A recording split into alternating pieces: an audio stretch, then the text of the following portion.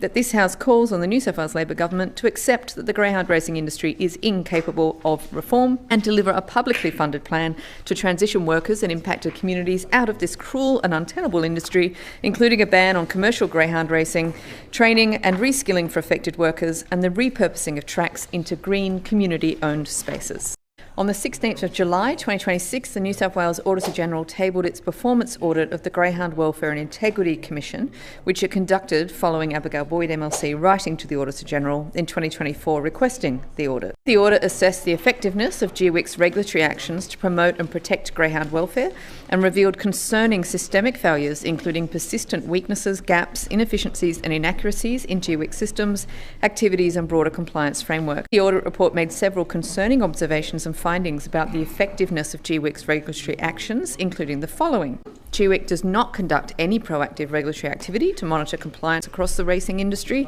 and instead relies on intelligence that it receives from the industry about specific cases of alleged abuse, neglect or other welfare risks. GWIC has no documented evidence to show that it regularly analyses patterns of non-compliance or industry-wide welfare issues to guide its compliance efforts. There are extreme delays in GWIC's disciplinary process, with some extending to more than 2 years between the offence and the disciplinary action being finalised. Penalties for welfare breaches are being reduced simply because of GWIC's delays, including in cases involving serious breaches like greyhound mistreatment, neglect and death. GWIC has no formal policy or procedure to govern its decisions about referrals for criminal prosecution, despite regularly deciding not to pursue criminal prosecutions because it considers disciplinary action sufficient. GWIC's compliance and enforcement procedure documents are outdated, incomplete and not consistently used, and operational staff are being provided with conflicting guidance, such as with the use of body-worn cameras during inspections. GWIC does not provide its staff with any formal induction and does not provide any ongoing training and development,